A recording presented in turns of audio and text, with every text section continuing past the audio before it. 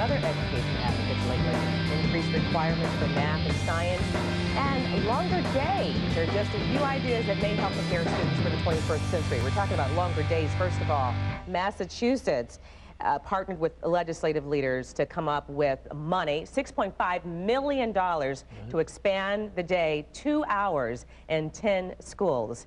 That's pretty aggressive. That's pretty aggressive, and they're saying that this is a really good idea, an example of what all schools across the country should be doing. What do you guys think of that idea, to expand, lengthen the days? Well, you know, a professor in Minnesota did a federally funded study called Time on Task, which showed that the more time you spend learning something, the more you learned.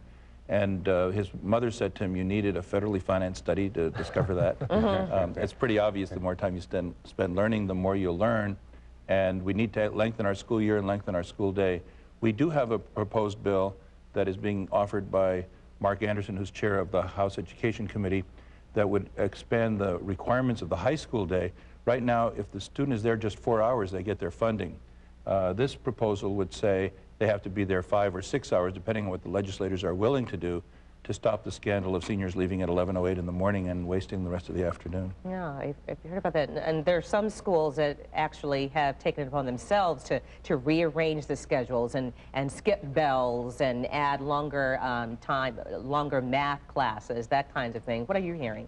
Correct. The trend right now is to take a look at blocking in the middle school, especially longer math, longer English times. But the key piece in your opening phrase was the funding piece. You started with $6.5 million.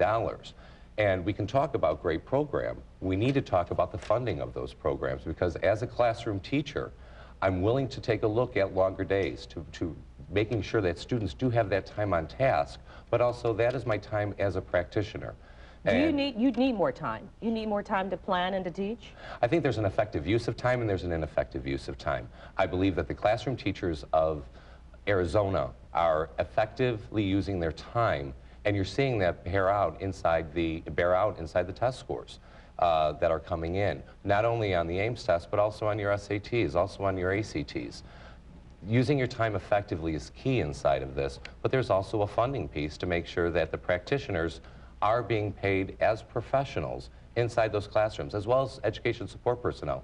This is a business. While inside that classroom, you're creating students who are going to be successful in society, as opposed to simply functioning members of society, actual successful ones. And the governor does want to increase teacher salaries to $33,000 as a starting salary. You agree that teacher salaries are part of this, and funding is a big part of changing and reforming schools. That's absolutely right, and it's really a very simple structure. You mentioned a specific piece that one state is enacting, and they looked at the investment that was necessary, and I think that's what we need to do with all of these approaches. And we can start with the outcomes we say we want for our students. What do we want them to know and be able to do? And of course the focus is on high school, because after that they leave and they enter the workforce or they go into college, and we know there are some gaps there. But having described the outcomes that we want, then what are the structures and the systems we have to put into place? And that takes you quite naturally to a conversation about investment. If you go to a financial planner with your family and you say, I want to retire at this age, I want this outcome at this particular time, the first question he's going to ask you is, what are you willing to do? What investment structure are you willing to put together to arrive at that point? And that's how we need to look at this, the investment. One of the things we need to do is we need to pay our teachers better. You know, we put a lot of pressure on teachers. We're holding the schools accountable, the teachers accountable, the students accountable, and that will lead to increased student learning. But we've got to be able to retain our highly qualified teachers and attract more bright people into teaching, and we've got to raise our teacher salaries to do that. Let's talk more about reform, particularly the